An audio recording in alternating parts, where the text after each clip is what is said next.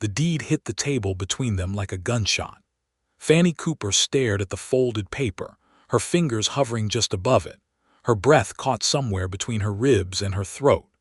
The ink on that document represented everything she had spent the last 2 years of her life fighting for, bleeding for, and praying over in the small hours of the night when the wind howled through the gaps in the barn walls, and the cold made her bones ache like bad memories. And now Paul Graves, the most feared outlaw in 3 territories, was sliding it across the scarred wooden table toward her with hands that she had only ever seen hold a gun or a whiskey bottle, and those same hands were trembling. He would not meet her eyes.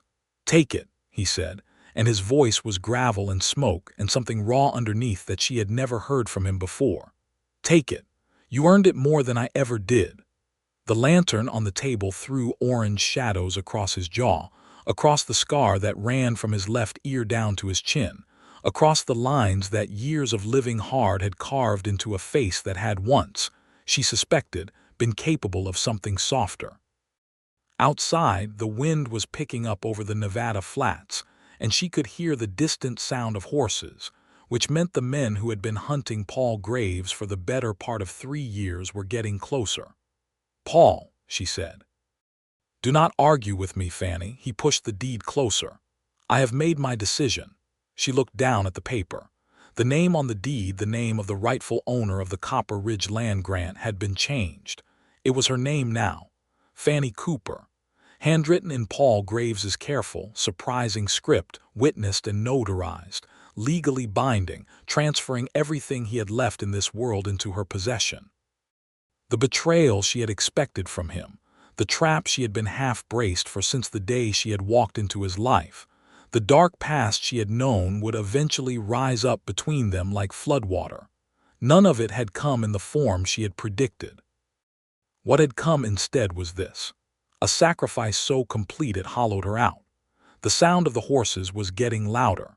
She picked up the deed, and when she looked up at him, she found that he was finally looking at her, and the expression on his face was the most honest thing she had ever seen on a man's face in her 28 years of living in a world that had never given her much to be honest about. Then the door exploded inward, and everything that mattered was suddenly happening at once. And the story of how Fannie Cooper and Paul Graves had arrived at this moment was not the simple kind of story that could be told in a single breath. It had to be told from the beginning, which was a Tuesday in the autumn of 1878, when Fannie Cooper stepped off a stagecoach in the town of Redrock, Nevada, with 37 cents, a carpet bag containing everything she owned, and a letter of employment that had turned out to be as worthless as the man who had written it. Redrock was not much to look at. It crouched in a shallow valley between 2 ridges of red rock that gave it its name, a collection of wooden storefronts and false fronts along a main street that was more dust than road, surrounded by the kind of silence that pressed in on a person and made them aware of exactly how far they were from anywhere that might help them. The saloon was the largest building. The sheriff's office was the smallest. There was a general store, a livery, a barber shop, and a building that served as church on Sundays, and a courtroom on the days when Judge Harlan Pickett rode through the territory, which was less often than the law required and more often than anyone who had business before him preferred. Fannie had come from Abilene, Kansas, where she had spent 4 years working as a seamstress and a laundress in a boarding house, run by a woman named Mrs. Delphine Hartwell, who was not cruel exactly, but who had a talent for making Fannie feel like a burden in a house she had helped to build with her own labor. She had come west originally from St. Louis, before that from Indiana, before that from a farm in Ohio that had been foreclosed on when she was 19 after her father died of a fever that the doctor in the nearest town had not bothered to treat because her father had not had the money to pay him. She had been moving west for 9 years, not following a dream exactly, but following the logic of someone who had run out of options in every direction, except the one where the land was still cheap, and a woman with strong hands and a clear head could theoretically carve out something of her own. The letter of employment had been from a man named Josiah Crane, who had advertised in the Abilene Chronicle for a housekeeper and cook for his cattle operation outside of Redrock. The pay had been decent on paper, the letter had been proper and formal, and Fannie had spent 2 of her last dollars on a reference letter from Mrs. Hartwell and another $1 on a new collar for her dress, because she understood that the way a woman presented herself was frequently the only currency she had.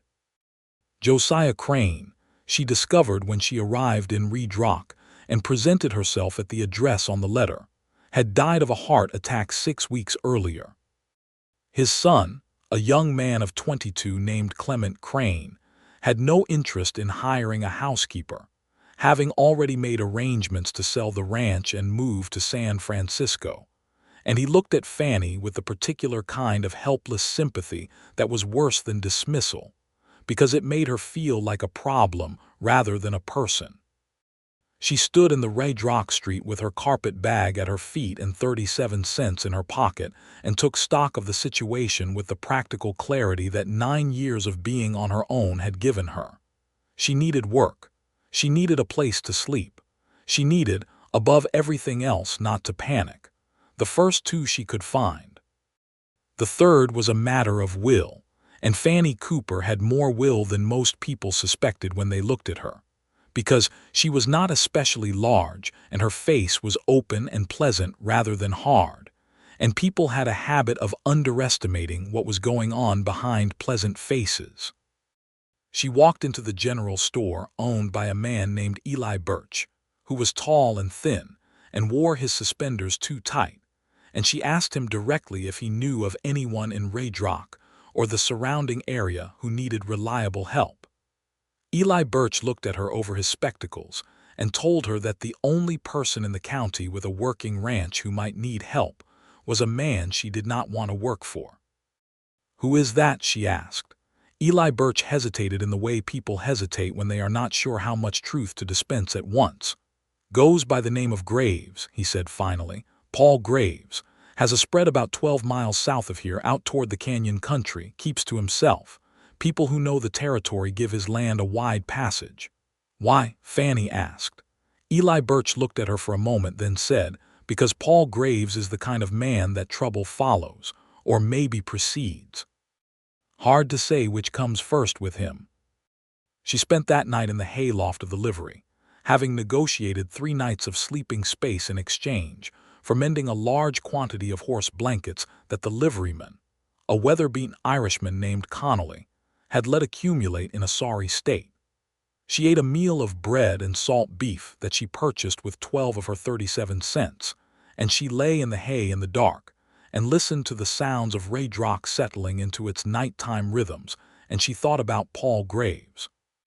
She thought about him again the next morning when she asked 3 more people in town about employment opportunities and received 3 more variations of the same answer, which was that there was no work in Redrock itself, but that there was a man named Graves with a ranch south of town who occasionally hired on help, but who was not the sort of man most people were eager to approach. By the 3rd morning, having exhausted every alternative and having mended every horse blanket Connolly possessed, Fannie Cooper made the kind of decision that people who have no good options are frequently forced to make, which is to take the option that frightens them and deal with the fear on the way.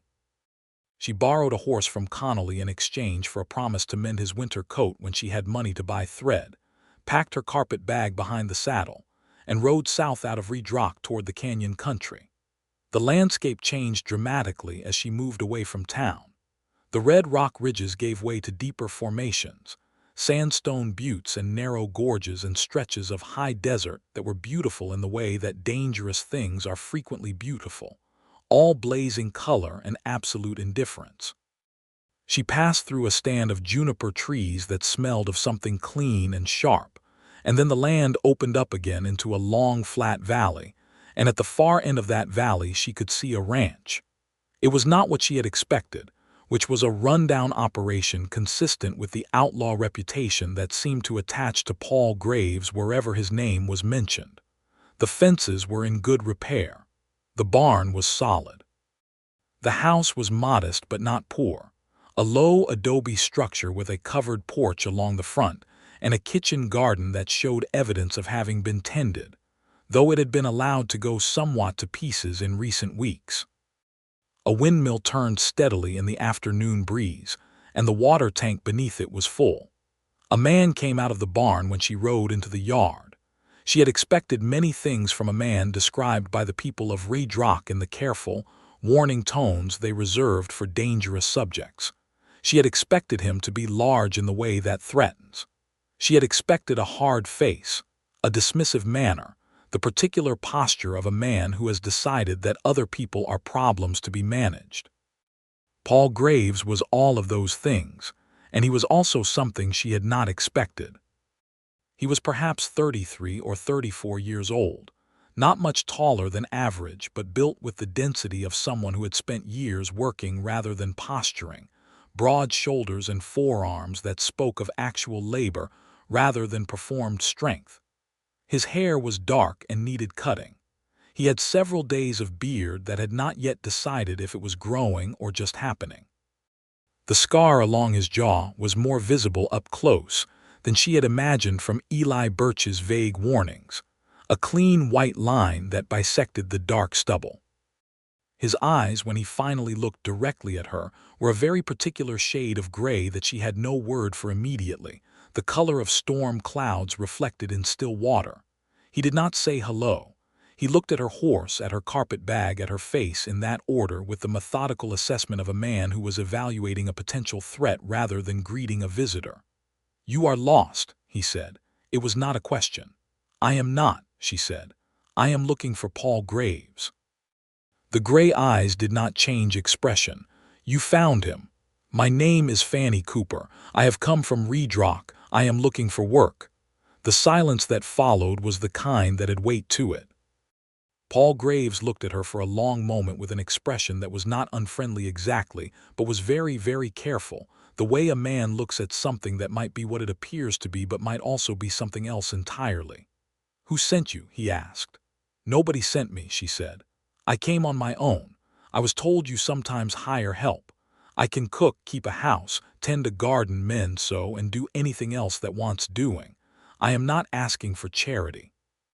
I am asking for a fair wage for honest work." He looked at her for another moment. Then he said, "You know who I am." "I know what people in Redrock say about you," she said. "I do not put too much stock in what people say about anyone until I have seen for myself." Something shifted in his expression. Not warmth exactly, but a slight relaxation of the wariness, the way ice at the edges of a river shifts when the season is beginning to think about changing. "The work is real," he said finally. "The pay is fair. I will not make you any promises about how long the work lasts because I cannot." "That is an honest answer," she said. "I will take the position." He nodded once, turned, and walked back into the barn. She had the distinct impression that this was as close to a welcome as Paul Graves offered anyone. She unsaddled the borrowed horse, tied it at the rail, and went to look at the house. The kitchen was the worst of it. Not dirty exactly, but neglected in a way that suggested that the person responsible for it had stopped caring about it some time ago. Pots and pans clean but carelessly stacked, staples stored without order, the stove needing a thorough going over.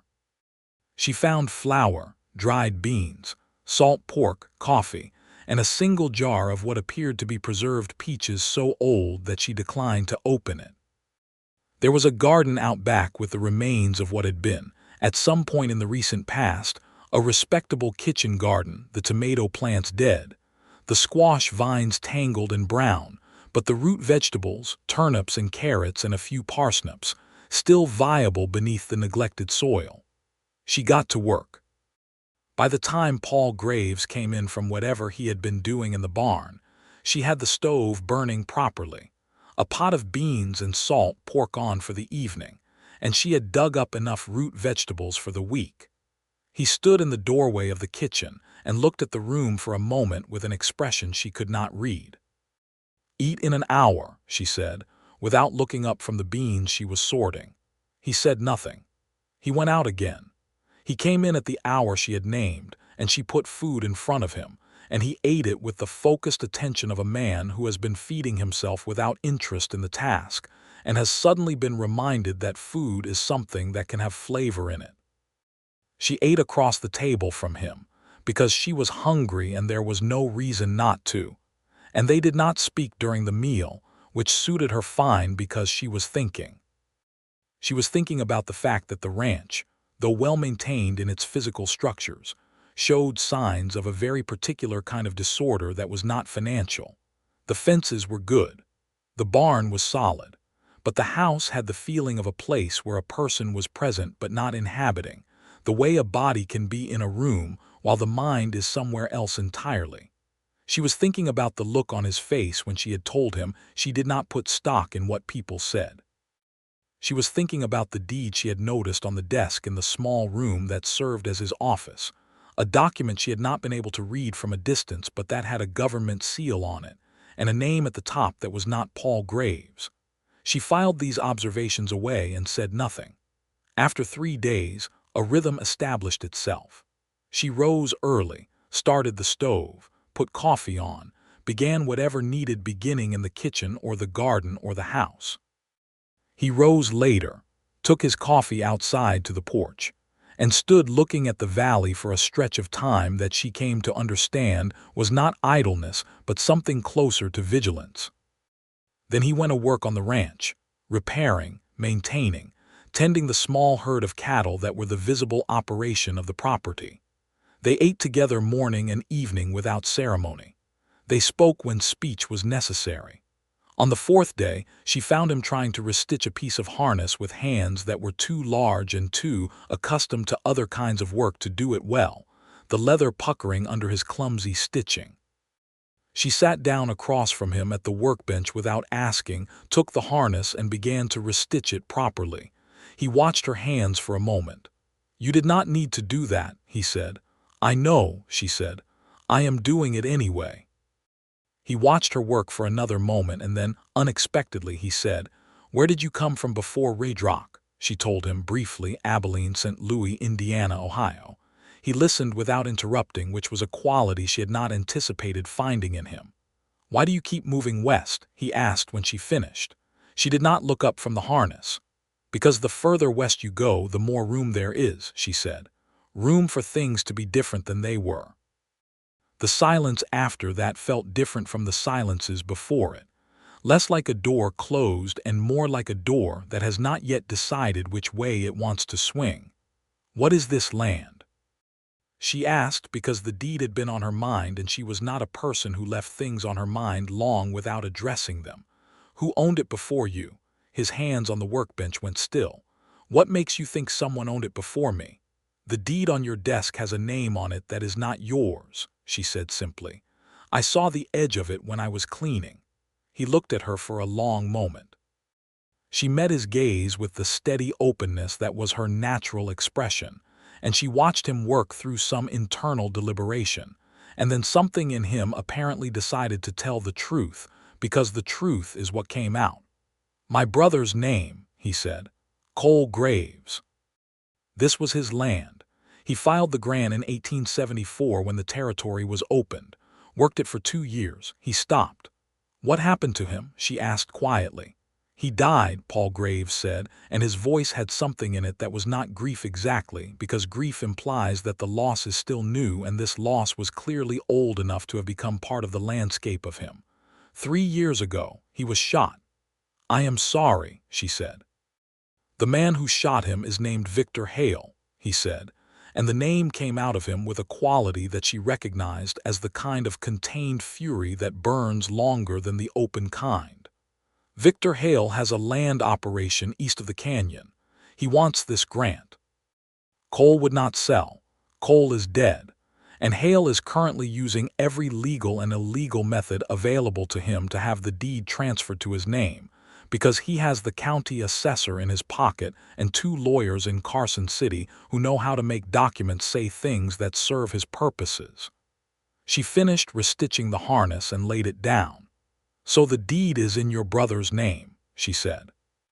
"And you cannot legally transfer it to your own name, because that would require probate proceedings that would expose you to whatever outstanding warrants exist under your own name. He stared at her. You worked that out very quickly. I grew up watching a bank take my family's farm through paperwork, she said. I learned early that the law has as many moving parts as a broken clock, and the people who understand which parts move tend to do better than the people who trust that it all keeps honest time. For the first time since she had arrived, Paul Graves almost smiled. It was not a full smile, more like the shadow one leaves behind, but it was enough that she could see what a full smile from him might look like, and that was a piece of information she stored carefully without examining too closely.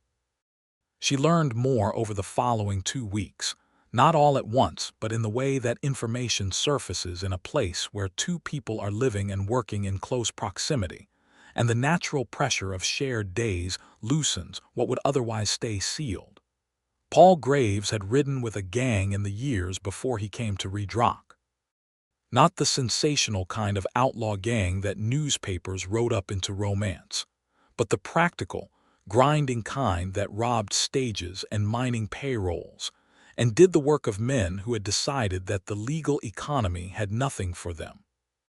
He had not, as far as she could determine, killed anyone who had not been actively trying to kill him first, though she understood this was a distinction that the law generally declined to honor. He had 3 warrants outstanding in 2 territories, which was why Victor Hale's legal maneuvering was effective, because Paul could not appear in court to contest the deed without risking arrest.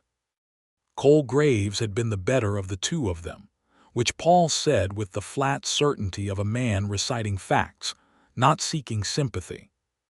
Cole had come west with the homestead grant while Paul had still been riding with the gang, and Cole had built something real, and Paul had arrived 2 years after Cole filed the grant, having decided, finally, that the life he had been living was going to put him in the ground before he was 30. Cole had given him work and a place to sleep, and had been in the process of helping him construct some version of a different life, when Victor Hale's men had ridden onto the property one night over a dispute about water rights, and Cole had gone out to speak to them and had not come back inside. Paul had not been there. He had been in Redrock that night. He had come home the next morning and found Cole. He told her this on a cold evening in late October, sitting on the porch after supper, the sky overhead showing the first serious stars of the season, and he told it with the careful economy of a man who has told the story to himself many times in the dark and knows exactly which words are necessary and which ones he cannot afford. She did not say she was sorry again, because she had already said it, and she understood that he was not telling her the story to receive comfort. He was telling her because she had asked the right questions and because, she suspected, he had been carrying the weight of it alone for 3 years and the weight had become very heavy. "What is your plan?" she asked. "For the deed, for Hale." "I have been trying to find a legal way around the probate problem," he said. "There is a lawyer in Carson City, not one of Hale's men, a man named Aldridge, who believes there is a provision in the territory's homestead law that would allow the grant to transfer to a family member without full probate proceedings if the circumstances of the original holder's death can be officially documented. But documenting them requires a witness to come forward, and the 2 men who rode with Hale that night are still working for him and are not going to volunteer themselves. And the other option," she said, he was quiet for a moment, "the other option is that Hale wins. The deed gets transferred to his name through whatever fraudulent means he can arrange, and this place stops being Cole's and becomes his. And you leave," she said. "And I leave," he agreed. She looked out at the dark valley for a moment. The windmill was turning slowly. The cattle were settled shapes in the dark pasture. The house behind them, the one that had felt hollow and uninhabited when she arrived, had in 2 weeks begun to feel like something different. "I am not willing to accept that outcome," she said. He turned to look at her. "It is not your problem." "I am living on this land," she said. "I am working this land. That makes it my problem if I choose to make it so." She paused. "And I am choosing to make it so." The gray eyes studied her in the starlight with the careful assessment she had come to recognize as his substitute for the more ordinary expressions that people usually wore: surprise, gratitude, skepticism. He was feeling all of those things, she suspected, but he processed them differently than most people did. "You are a very unusual woman, Fannie Cooper," he said. "I have been in unusual situations most of my life," she said. "It tends to make a person unusual." The problem with Victor Hale was not abstract. He made it concrete in the first week of November when two of his men rode onto the Graves property in daylight, which was either a demonstration of contempt or an invitation to conflict, and stood in the yard and told Paul Graves, with Fannie watching from the kitchen doorway, that Mr. Hale had received notification from the county assessor that the deed transfer proceedings were nearly complete, and that Mr. Hale expected the property to be vacant within 30 days. Paul Graves stood in his yard with his arms loose at his sides, and his face showing nothing that the two men, who were large and comfortable with intimidation, could use, and he said, very quietly, that they were welcome to tell Mr. Hale that the property would be vacant when the law required it to be, and not before. After the men rode out, he came inside and stood in the kitchen and looked at the flour on Fannie's hands and the bread she had been in the middle of shaping, and something in his face was very tired.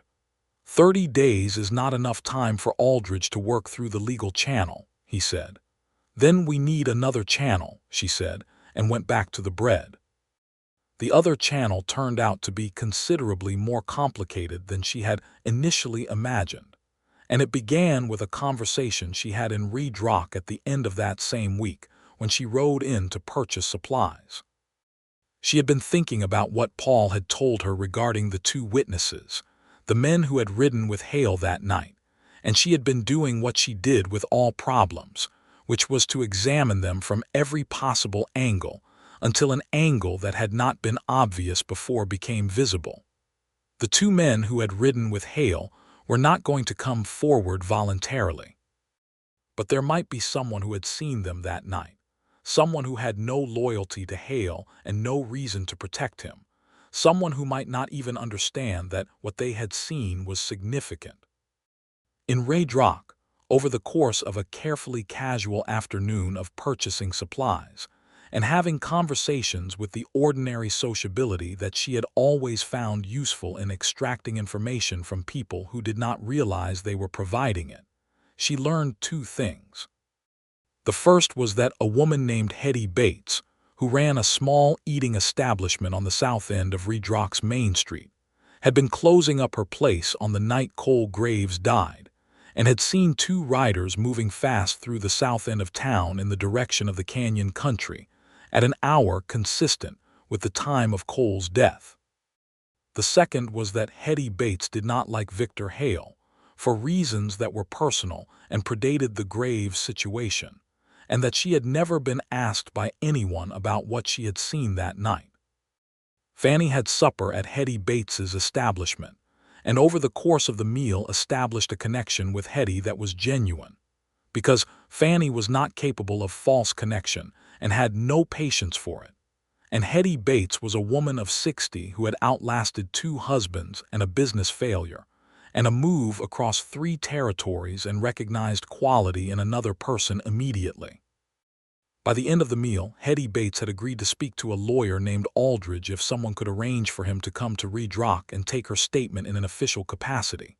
Fannie rode back to the ranch in the dark, faster than was entirely safe, and told Paul what she had found. He stared at her. "Hetty Bates," he said. "I never thought to ask Hetty Bates." "You did not ask anyone," she said, not unkindly. "You have been trying to solve this alone, and you cannot solve it alone. Nobody can." He looked at her for a moment with an expression that she was starting to recognize, as the one he wore when something had affected him more than he was going to admit immediately. "I will write to Aldridge tonight," he said. The letter went out the next morning with the Redrock Post, and the waiting began. Victor Hale did not wait. During the second week of November, a fire was set in the south pasture fence line, damaging 300 yards of fencing and letting 6 head of cattle scatter into the canyon country where it took Paul 3 days to round them up. The fire was definitely not accidental. The burn pattern made that clear, but there was no way to prove who had set it.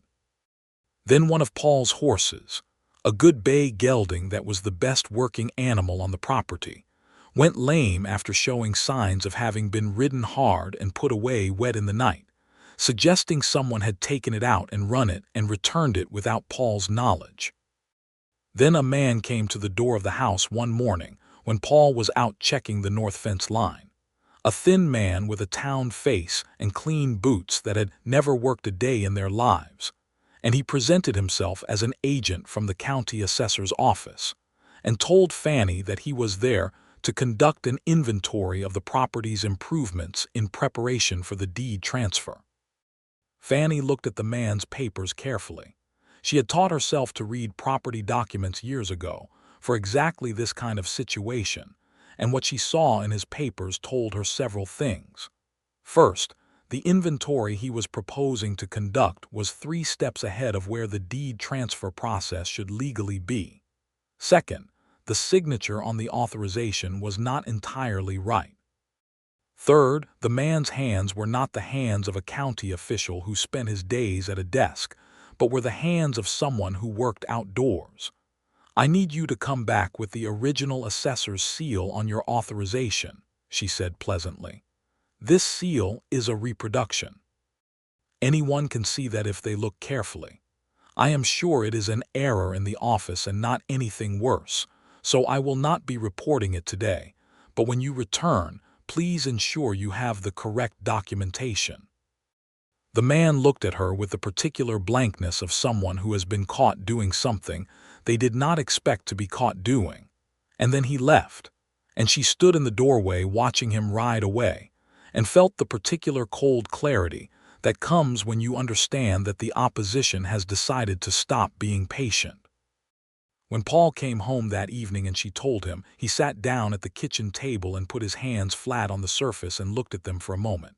"Hale is escalating," he said. "He knows Aldridge might be coming. Someone in the mail office must have told him about the letter. Then we need Aldridge here faster than the mail will bring him," she said. "I cannot go to Carson City," he said. "Not with the warrants." "I know," she said. "I can go." He looked at her sharply.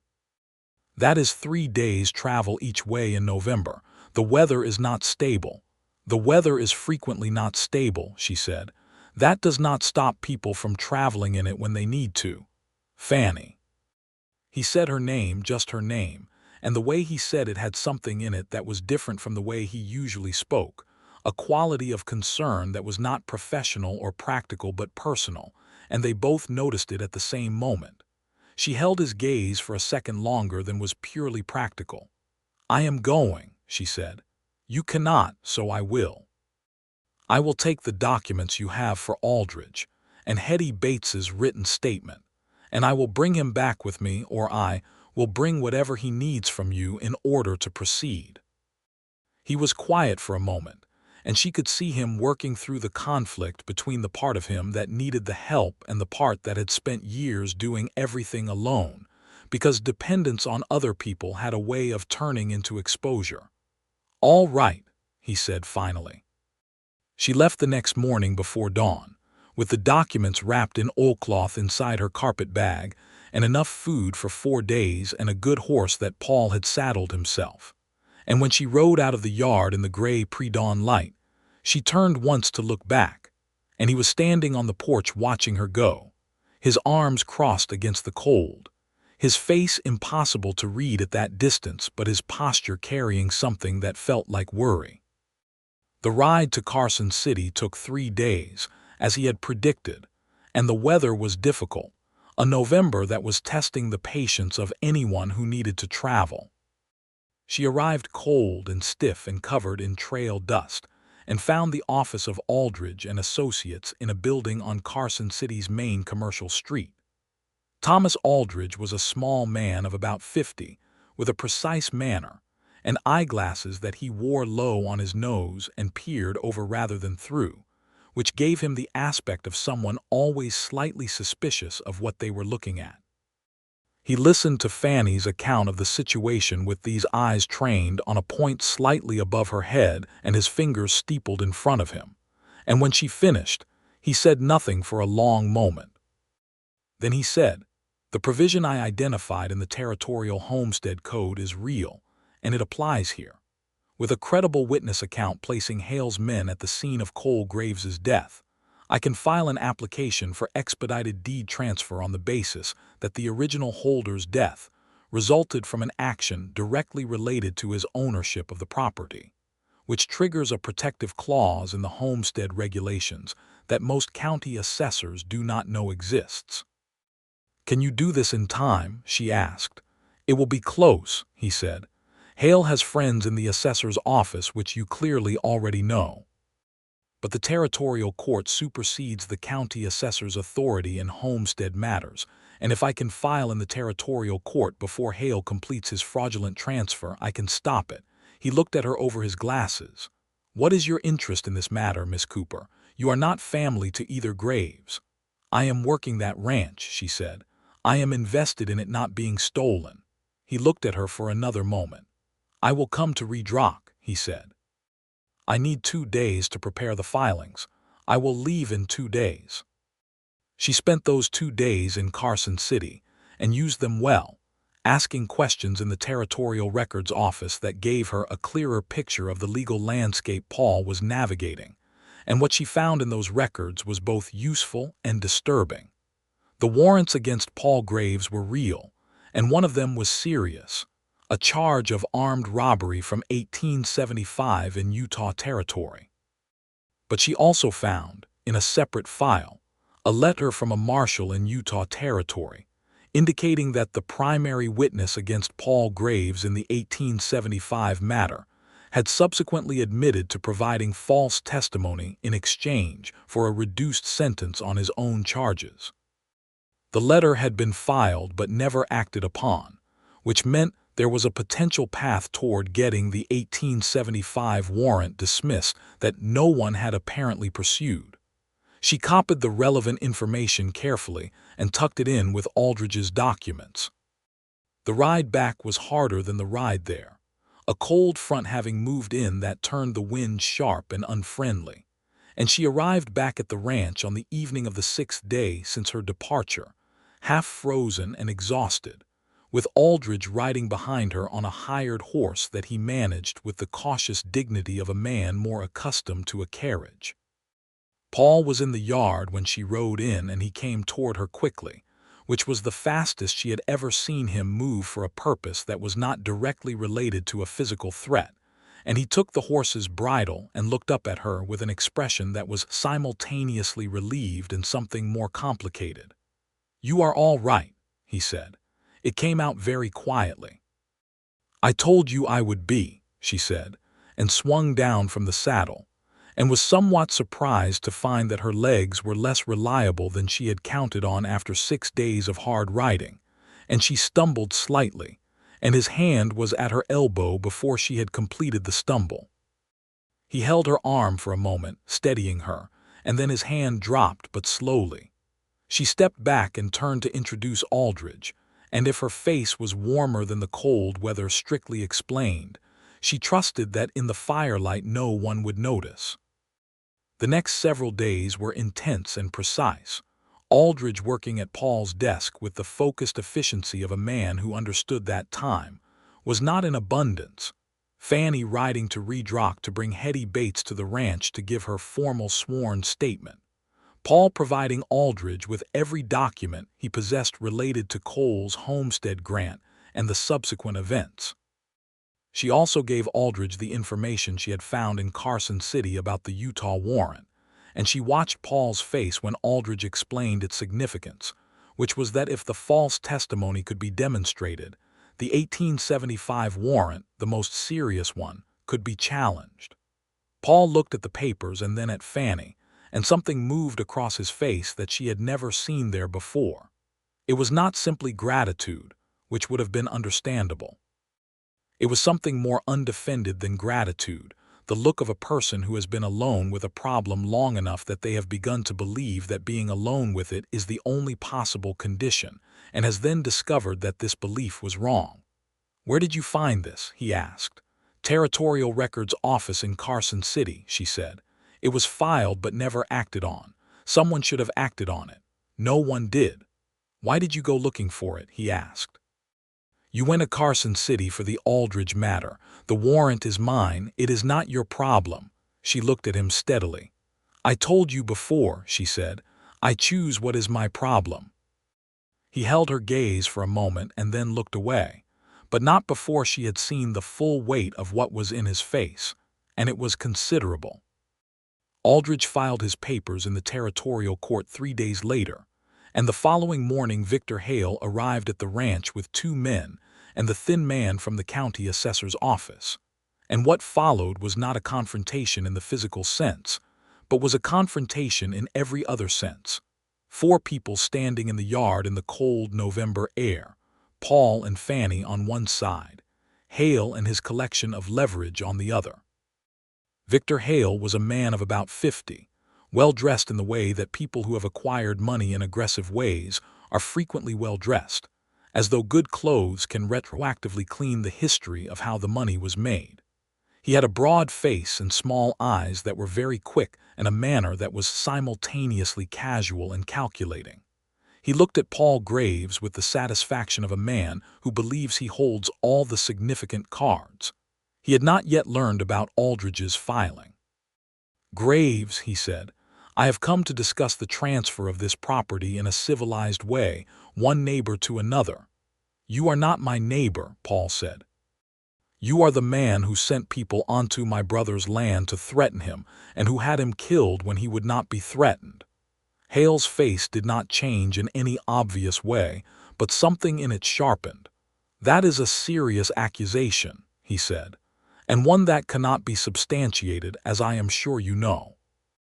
"Actually," Fannie said, from beside Paul, in the pleasant and precise tone she used when she was being very serious, "a sworn witness statement has been provided to Thomas Aldridge in Carson City, who filed it yesterday with the Territorial District Court, as part of an expedited deed transfer application under Section 14 of the Nevada Territorial Homestead Code.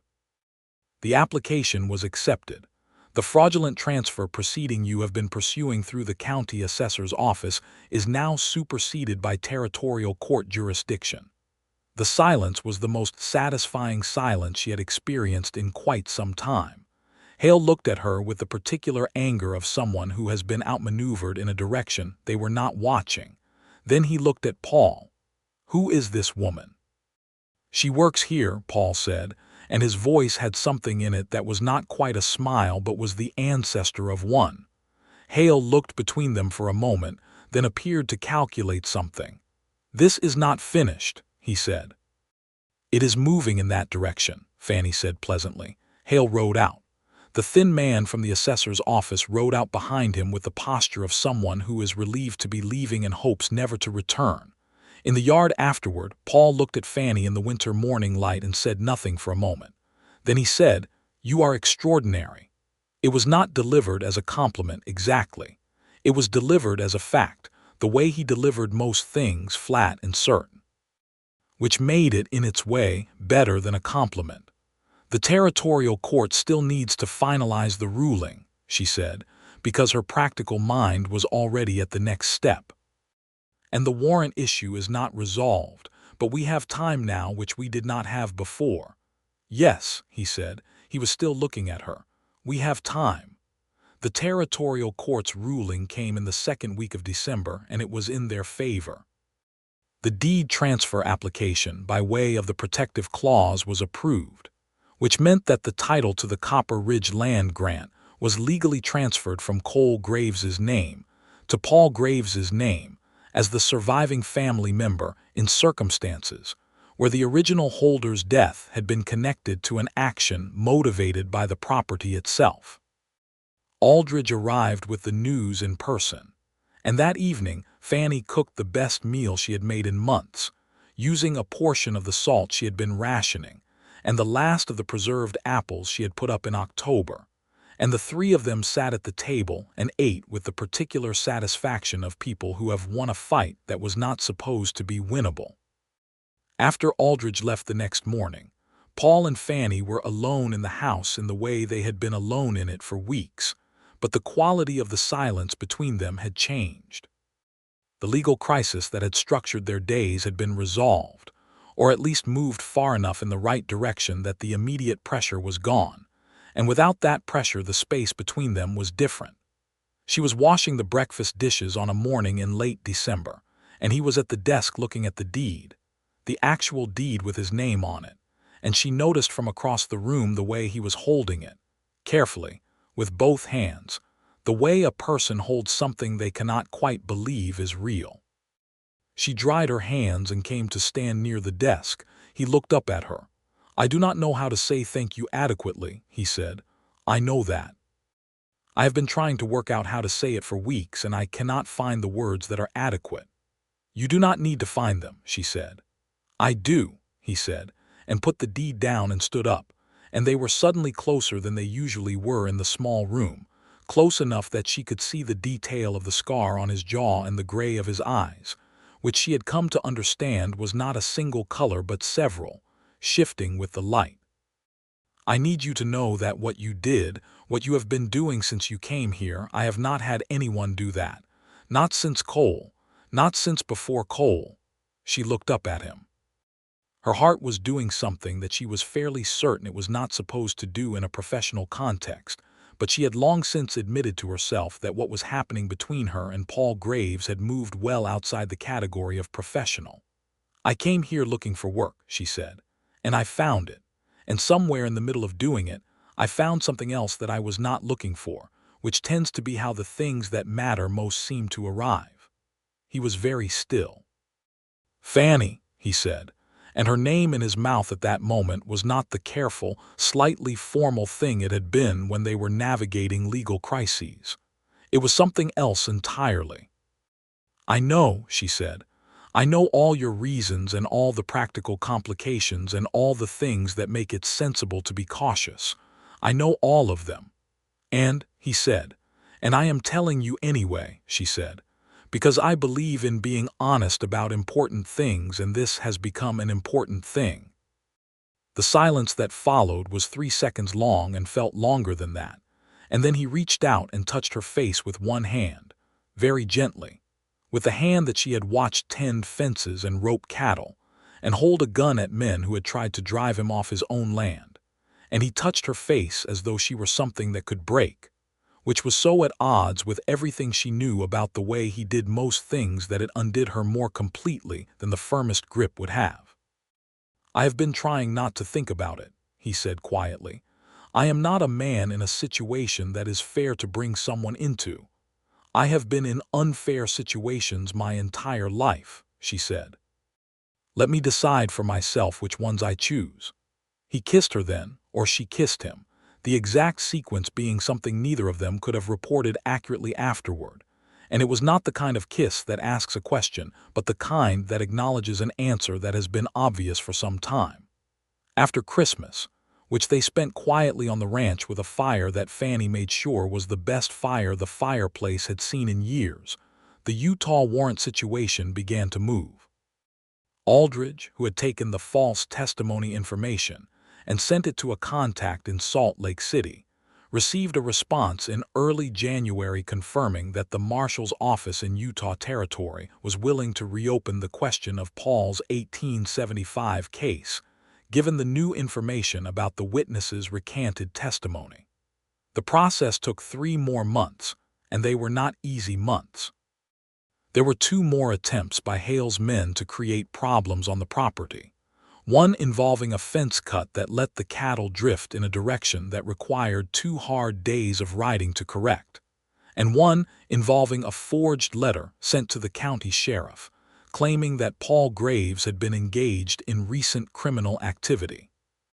The sheriff, a man named Taggart who was not in Hale's pocket and who had his own long and unfond history with Hale's methods, came out to the ranch personally to inform Paul of the letter and to tell him that he found the timing suspicious. "You have made an enemy," Taggart told Paul on the porch, while Fannie listened from inside through the open window. "He was an enemy before I made him one," Paul said. "He made himself one the night he had Cole killed." Taggart looked at him for a moment. "The word is that Hale has retained new lawyers and is looking for a different angle on the deed," he said. "I cannot tell you more than that because I do not know more than that, but I thought you ought to know."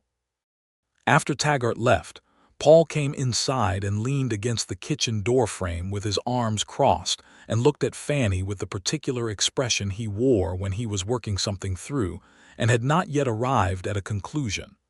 "What are you thinking?" she asked. "I am thinking," he said slowly, "that as long as the deed is only in my name and my name is connected to 3 outstanding warrants, Hale has a surface he can work against. If the warrant question is resolved, the surface becomes smoother. If there were also another name on the deed, it would become even more difficult for him to find purchase." She looked at him. He was looking at her. The kitchen was warm from the stove, and outside the January wind was doing what January wind did in the Nevada Canyon country. "Are you asking me something?" she said. He was quiet for a moment, and she could see the effort it cost him, not the words. He was working his way toward the words, but the territory the words would open, the vulnerability of it, the absolute exposure of asking someone to stay when you have spent years making sure that your life contained nothing that could be taken from you. "I am asking," he said, "if you would consider making this your land as well as mine, in every way that the law allows and that you would want." He paused. "I am asking if you would stay, not as a housekeeper, not as an employee, as a partner, as the person I want to build this with." She put down what she was doing, which was making bread, a task she had performed on most mornings since her arrival and which had become its own kind of daily conversation between them, and she looked at him with all the steadiness she had. "Yes," she said, "I would consider it. I have been considering it for some time." They were married in April, when the Canyon country was doing the brief and extravagant thing it did every spring, the scrubby plants on the Redrock slopes coming into color that lasted exactly as long as the moisture held, and Hetty Bates came from Redrock to witness, along with Eli Birch and the Connolly from the livery. And Sheriff Taggart came because he said he always attended events of record in his territory. And a circuit preacher named James Hollies, who happened to be in Redrock, that week performed the ceremony on the porch of the ranch house in the afternoon light. Paul Graves wore a clean shirt that Fannie had made him purchase in Redrock, and he looked, in the afternoon light with the canyon country spread out behind them, like a man who has reached the opposite shore of something very wide that he was not certain he would cross. He looked at her during the ceremony with an attention that was absolute and private, the way he did most things, without performance, without concession to what the moment was supposed to look like, just the direct and steady truth of it. She looked back at him the same way. When James Hollies pronounced them married, Hetty Bates cried with the enthusiasm of someone who has been waiting for the ceremony to provide an acceptable occasion for it. And Eli Birch shook Paul's hand with the bemused sincerity of a man who had not expected to be happy for Paul Graves but found that he was. And Sheriff Taggart raised a glass of whiskey in a silent toast that encompassed something too complicated to put into words. The Utah warrant was dismissed in June of that year, 1879. The marshal's letter arrived on a Tuesday, and Paul read it at the kitchen table while Fannie was doing something in the garden, and when she came in brushing dirt from her hands, she found him sitting at the table with the letter in front of him, and an expression on his face that she had never seen before, which was something very close to peace. "The 1875 charge is dismissed," he said. "The other 2 warrants, both minor, are resolved under a provision for rehabilitative settlement that Aldridge negotiated. I have a clean record as of this month." She sat down across from him. "What does that feel like?" He thought about it. "Like setting down something I have been carrying so long that I had forgotten I was carrying it," he said. She reached across the table and put her hand over his. He turned his hand over and held hers. Victor Hale made one more attempt in the summer of 1879, the most desperate and transparent one, which involved filing a claim with the territorial court, asserting that the deed transfer had been improperly executed on a procedural technicality. Aldridge disposed of this in a response that was, by all accounts, the most comprehensive legal dismantling of a spurious claim that the territorial court clerk had seen in the previous decade, and the court dismissed Hale's filing with prejudice and issued a formal finding that further attempts to challenge the Copper Ridge deed would be treated as harassment and dealt with accordingly. Victor Hale did not attempt anything further. He sold his Eastern Canyon operation in the fall of 1879 and moved to Sacramento, which was far enough away that his dark past in the Nevada territory was not immediately attached to his name, a fact that Fannie found unjust but not surprising. The injustice of powerful men escaping consequences for the harm they caused was not unique to the Wild West, but it was a particular feature of it, and she noted it with the cold clarity she brought to all injustice, even when there was nothing currently to be done about it. What could be done was this: the land was theirs. The deed was clear. The ranch that Cole Graves had built and Paul Graves had held and Fannie Cooper Graves had fought for alongside him was theirs in every legal, documented, witnessed, and official sense, and no one was coming to take it. She stood on the porch one evening in October of 1879, a year after she had first ridden into this yard with her carpet bag and her 37 cents, and looked at the valley in the last light, and felt the particular satisfaction of a person who has arrived somewhere after a very long journey and recognized the place as home. Paul came out and stood beside her. "I was thinking," he said. "You are frequently thinking," she said. "What about?" "About what you want," he said. "This place was Cole's, then mine by default and by fighting, but you have shaped it as much as either of us. You should have your name on the deed." She turned to look at him. "My name is Graves now," she said. "It is on the deed." "I mean as a co-holder," he said. "Your full name, Fannie Cooper Graves, not just as my wife but as a holder in her own right. Aldridge says it is legal and straightforward to amend. I should have done it when we married. I am doing it now." She looked at him for a moment. The evening light on the canyon country was the deep reddish gold that November in Nevada produced in the brief window before the sun dropped entirely, and the windmill was turning, and the cattle were settled in the pasture, and he was looking at her with the steady gray eyes that she had come to know as well as her own. "All right," she said. He nodded and went inside, and she heard him at his desk, writing the letter to Aldridge. She stayed on the porch a little longer and let the evening settle around her. In the spring of 1880, she told him she was expecting. She told him in the kitchen on a morning in March, directly and simply, because she had never found a way to be other than direct and simple about important things, and she watched his face as the information arrived in him. He sat down in the kitchen chair, which she had not expected, and he said nothing for a moment, and she could see him working through something very personal, some calculation of worth and risk and possibility that was connected to all the years of his life that had preceded this moment.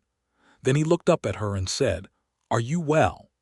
"I am very well," she said. He got up and crossed to her and took both her hands in his and held them. He did not say anything grandiose or perform the moment in any of the ways that such moments were frequently performed. He just held her hands in his large, work-roughened hands and looked at her, and what was in his face was everything, every complicated and unlikely and hard-won thing that had accumulated between them. Their son was born in October of 1880 on the ranch, with Hetty Bates in attendance and a doctor named Morrow who had set up a practice in Redrock the previous year, and who was competent and calm, and nothing like the doctor who had not come to her father's bedside in Ohio because there was no money to pay him. They named him Cole, after Paul's brother. Paul held him on the first evening of his life with the particular terror and care of a man holding something irreplaceable, and Fannie watched from the bed where she was recovering, and thought that she had never seen Paul Graves look uncertain before, not in the face of Hale's threats, not in the face of legal crisis, not in the face of anything that had come at them in the 2 years she had known him, but he looked uncertain now, in the best possible way. The uncertainty of a man who is holding something so important that the ordinary tools of his competence feel insufficient. "He is very small," Paul said. "He will get larger," she said. "They do."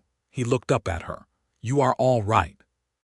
He asked, which he had asked 3 times already in the past hour, which was not like him at all and which she found she loved enormously. "I am all right," she said. "We are all right." The ranch grew in the years that followed, not dramatically or recklessly, but with the steady, considered expansion of people who understand the value of what they have built and are not inclined to risk it for ambition. They added 10 head of cattle in the spring of 1881, a good year for grass in the canyon country. Paul built a second water tank at the north end of the pasture, which he had been planning since before Fannie arrived and which, with 2 people working, finally got done. She expanded the kitchen garden to include more variety, learning from a woman in Redrock who kept bees what companion planting could do for a desert garden, and the summer table improved accordingly. She also, because she had not forgotten the injustice of what had been done to Cole Graves and by extension to Paul, and because she had not forgotten what she had seen in the Territorial Records Office about the ways that legal systems could be weaponized against people who did not know how to navigate them, began to help people in the county who had property or legal disputes that they could not afford to address properly. She charged nothing for the help, or nothing monetary. She accepted payment in whatever form was available, labor or goods, or simply the knowledge that someone's land was not going to be taken from them the way her father's farm had been taken, the way Cole Graves's life and land had nearly been taken. Paul watched her do this and said, one evening after a young couple from the northern edge of the county had left the ranch having spent 3 hours at the kitchen table with Fannie going over documents, "You could have been a lawyer." "Women cannot be lawyers in Nevada Territory in 1881, she said. "You could be one in the way that matters," he said, "which is to understand the law and use it for people who need it." "I already am," she said. He smiled at her then, fully, the smile she had first seen the ghost of in the barn on the 4th day of her time at the ranch, and which had become, over the years, one of the things she loved most in the world, because it came from exactly the place he kept most protected and arrived without reservation. In 1882, their second child arrived, a daughter they named Clara, after Fannie's mother who had died when Fannie was 12, and whose face she had to work to recall now, but whose voice she could still hear sometimes in the way the morning felt before the work of the day began. Clara came into the world with the focused intensity that suggested she had a very specific agenda, and the way she looked at everything from the first weeks of her life, with Paul's gray eyes and Fannie's particular quality of assessment, confirmed this impression. Cole, who was 2 years old, regarded his new sister with the cautious interest of a person who has recently learned that the world contains surprises. Paul, who had been less frightened this time, though still fundamentally awed, held Clara in the kitchen on the evening of her second day of life and looked at Fannie across the room and said, "We have done something right." "Several things," she said. "I mean this," he said, meaning all of it, the room, the child, the history of how they had arrived here. "Considering where I was and where you were and the number of things that could have gone differently." She came across the room and stood beside him and looked down at Clara, who was doing what very new babies do, which is to exist with absolute completeness in the current moment. "Do you remember," she said, "the first morning I arrived? You said you would not make me any promises about how long the work would last." "I remember," he said. "I want to retroactively make you a promise," she said. "I am staying. This is where the work is, and this is where I want to do it, and I am staying." He leaned down and kissed her forehead. which was his particular way of communicating things that were too large for the words he had available, and she put her hand on his arm, and they stood in the kitchen of the ranch house on the Copper Ridge land grant, the deed for which was in both their names, in the evening of a good day, in a life that had been made rather than found, which was the only kind of life that Fannie Cooper Graves had ever really trusted.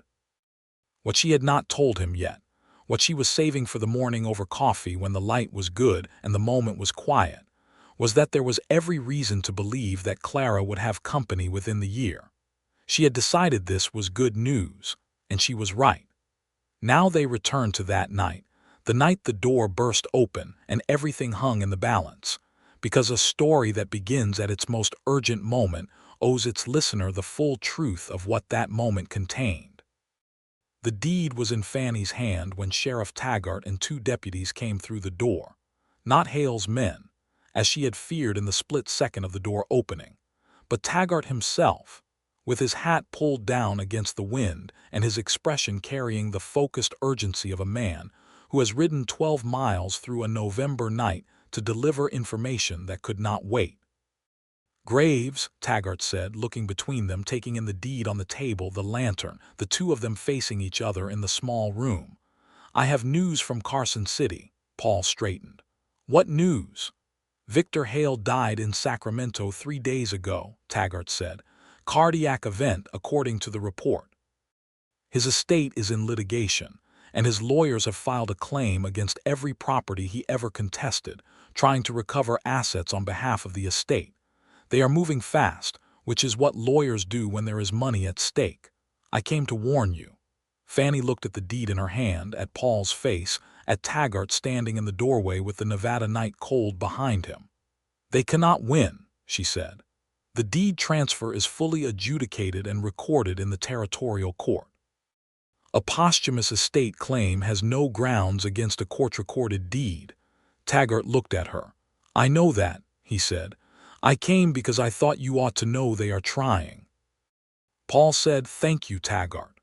After Taggart and his deputies left, the door closed against the wind, the lantern settling back to its steady light. Fannie looked at the deed she was still holding and then at Paul, and understood what had happened in the moment before the door opened. "You were giving it to me," she said. "The deed. You were handing it to me. Why?" He was quiet for a moment, and when he spoke his voice had the quality it always had when he was saying something he had thought about for a long time. "Because when I thought there was a threat coming through that door," he said, "the first thing I thought was that everything we have built should not be at risk because my name is on it. Whatever comes after me, whoever I was before, this place should be yours. You made it what it is. You found Hetty Bates. You rode to Carson City. You found the Warren information. You have fought for this land with everything you have for 4 years. He looked at her steadily. "You earned it more than I ever did." She looked at the deed in her hand for a long moment. The deed that had been Cole's, then Paul's by grief and by fighting, then amended to include both their names, the document that represented years of struggle and sacrifice, and the particular stubborn refusal to accept that powerful people with dark motives could simply take what did not belong to them. Then she walked across the room and placed the deed carefully on the desk and turned around. "It is ours," she said. "Not mine, not yours, ours, and that is the only form I am accepting it in." He looked at her for a long moment. Then he said, "You are the most infuriating and extraordinary person I have ever known." "I know," she said. "You have told me before." "I will tell you again," he said, and he crossed the room to her, and the deed on the desk behind her held both their names in ink that was not going anywhere, in a record that was permanent and clear and witnessed and done. And Paul Graves put his hands on her face the way he had in the kitchen years before, when everything between them was just beginning to be named. "I love you," he said. It came out of him with the same plainness as everything true he said, no decoration, no performance, just the fact of it, direct and certain. "I love you too," she said. "I have for some time." He kissed her in the lantern light, with the wind going over the canyon country outside and the deed behind them and Cole asleep in the back room and Clara, and the new one on the way somewhere in the future that was already preparing itself. And it was not the end of everything. It was the opposite of the end. It was the solid and permanent center of a life that had been fought for and won and kept.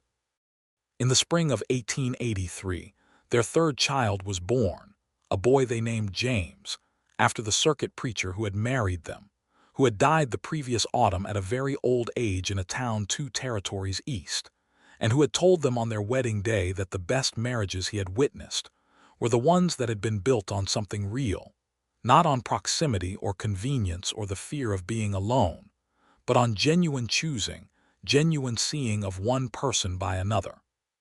Fannie had remembered that and thought it was exactly right. James arrived in the world with his father's gray eyes and his mother's expression of absolute purposefulness, and Cole, who was almost 3, and Clara, who was 14 months old, received him into the family with the varying degrees of interest and indifference typical of small children receiving a new sibling. Paul held James in the barn one afternoon when the baby was 3 weeks old, walking with him in the quiet way he had discovered worked to settle an unsettled infant, and Fannie, coming to find them, stood in the barn doorway and watched. He was talking to James in the low, continuous way that he talked to the cattle and the horses, not exactly words but the tone of words, a rhythm of voice that communicated safety and presence without requiring language to do the work. He had not known he would be this kind of father. She suspected he had not known such a version of himself existed. She had suspected it before he had, which was not a fact she pointed out, because she had no interest in being right about it in a way that diminished the surprise of his discovering it himself. The ranch was solid in 1883. The cattle operation was not large, but it was reliable. The kitchen garden fed them through the winters. The legal documents were in order, reviewed annually by Aldridge, who had become something approaching a friend over the years, the kind of professional relationship that, under sufficient shared difficulty, becomes personal without anyone quite deciding that it should. Aldridge came for supper every time he was in the county, which was several times a year, and he brought books for Cole and sweets from Carson City for the smaller ones, and he sat at the table and ate Fannie's food with the appreciation of a man who knows good cooking when he encounters it and is honest about the experience. Sheriff Taggart retired in 1884, and the new sheriff was a man named Curtis who had come up from Reno, and who was younger than Taggart and somewhat more interested in applying the law consistently than Taggart had always been, which was both reassuring and occasionally complicated, because consistency in law enforcement could cut in multiple directions. But Curtis proved himself over the first year of his tenure to be the kind of man who was interested in justice rather than just authority, and Paul and Fannie had learned to trust the distinction. In 1884, the railroad reached the county, which changed everything and nothing simultaneously. It changed the prices for cattle and for goods coming in from the east. It changed the pace at which information and people moved through the territory. It brought new settlers and new businesses and the particular energy of places that are growing, which was not always comfortable energy. It did not change the Copper Ridge Ranch in its essentials. The land was what it was. The water was in the same place. The red rock walls of the canyon country were the same color at the same hour that they had always been.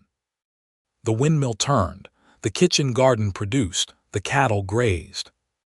Cole, who was 4 years old in 1884, had taken to following Paul through the daily work of the ranch with the absolute devotion of a child who has identified his primary aspiration in life and is already practicing it. Paul, who had not known how to be a father and had learned, was teaching him, slowly and practically, the names of tools and animals and parts of the natural world, the difference between clouds that meant weather and clouds that did not, the way to speak to a horse that was nervous, the way to read a fence line for weakness before it became a failure. Fannie watched this and felt something that she did not have an exact word for, The satisfaction of seeing the best of a person transmitted to another person. The continuity of care and knowledge from one generation to the next, which is one of the things that a family, properly understood, is actually for. Clara, who was 3, had taken a different path, which was to supervise everything with an intensity that suggested she had opinions about all of it, and would be sharing them as soon as her vocabulary was fully operational. She had, at 3, more opinions per square inch than anyone Fannie had known, with the possible exception of Hetty Bates, which Fannie took as a promising sign. James, at 1, was primarily occupied with the work of being 1 year old, which was to say everything was astonishing and required immediate physical investigation, and the world was enormous and full of things worth touching. One evening in the fall of 1884, after the children were settled and the house was quiet with the particular quiet that falls over a house after children have finally been persuaded to sleep, Paul and Fannie sat on the porch with their coffee in the way they had made a habit of doing, watching the stars appear over the canyon country. "Do you remember," Paul said, "when you arrived here, the first day?" "Of course," she said. "I told you I would not make promises about how long the work would last," he said, "because I could not." "I remember," she said. "I want to tell you something," he said. "I want to tell you that I was wrong, not about the uncertainty was real, but about the implication, which was that I was not capable of a long promise. I was capable of it, I was just afraid of it."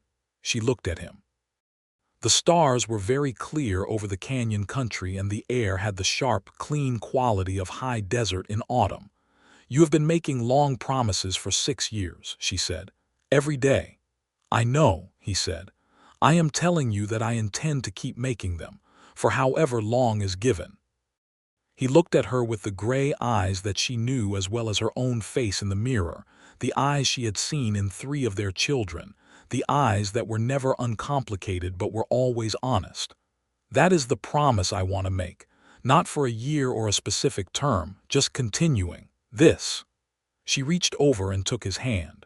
"That," she said, "is exactly the right promise." The canyon country settled into its nighttime silence around them, the stars turning slowly overhead the way they had turned over this land before Cole Graves filed his homestead claim, before Paul Graves came to hold it, before Fannie Cooper rode in from Redrock with her carpet bag and her 37 cents and her absolute refusal to accept that the options she was offered were the only options available. The deed was inside, on the desk, in both their names. The children were asleep.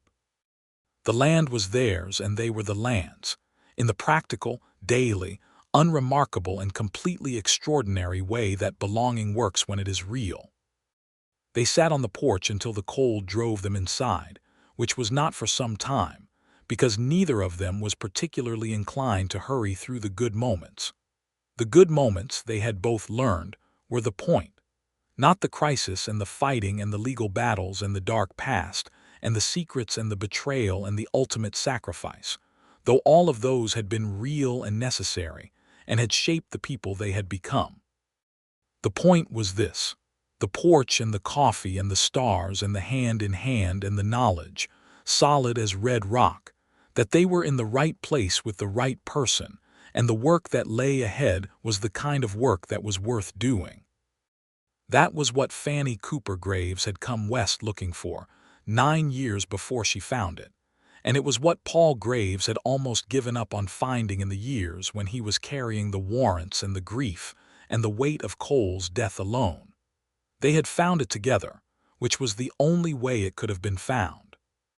In 1885, the year their 4th child, a daughter they named Ruth, came into the world, Aldridge came to supper on a Tuesday in the spring and brought with him news from the territorial legislature that suggested that the homestead protections he had used to save the Copper Ridge deed were being strengthened, codified more clearly, made harder to circumvent through the kind of fraudulent county assessor maneuvers that Victor Hale had attempted. "Not enough," Fannie said at the table, because she had been paying attention to the territory's legal landscape for years and knew where the gaps were. The protections are better, but there is still no provision for a widow who inherits a homestead to hold it in her own name without male co-signature in the county of origin. Aldridge looked at her. "You are correct," he said. "That provision has been proposed twice and not passed." "It needs to be proposed again," she said, "with better support." Paul was looking at her across the table with the expression she had come to associate with the moments when he was watching her be entirely herself, and was still, after 6 years, slightly surprised by what that looked like. "She is correct," he said to Aldridge. "What would it take?" Aldridge adjusted his glasses. "Petitions. Organized advocacy. The right person to present the case to the committee." "Then that is what we do," Fannie said. "I know women in this county and the next 2 who are managing land alone or trying to, and who are running into exactly this problem. Let me bring them together."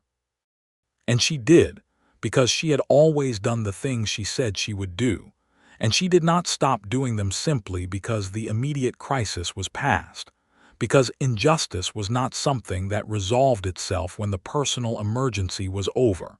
It persisted until someone made it their problem and solved it. Ruth was born healthy and loud, and with an expression of demand that Paul said he recognized, and Fannie declined to confirm she recognized from looking in the mirror. Cole was 5 and serious and already useful in the small ways that a 5-year-old who wants to help can be useful. Clara was 4 and an authority on everything. James was 2 and fascinated primarily by the horses. Ruth was new and complete and loudly present. The ranch went on. The land was theirs. The love between them was the kind that had been tested and proven, and had only become more certain in the proving. Paul Graves, who had once been the kind of man that people gave a wide passage on the road, stood on the porch of his house on the Copper Ridge land grant on an evening in the fall of 1885, with his 4th child on his shoulder, and his wife beside him, and the canyon country going gold and red in the last of the sun. And there was nothing in his face that needed to be hidden or defended or protected. There was only this. Fannie leaned her head against his shoulder, gently so as not to disturb Ruth, who had finally stopped being loud and was doing the compact, absolute sleeping of a very new baby. "We did all right," he said quietly. "Better than all right," she said. He pressed his lips to the top of her head, that particular gesture that was his, that had always been his, the one that communicated the things that were too large for even his careful words. The windmill turned in the evening breeze. The cattle were settled shapes in the pasture.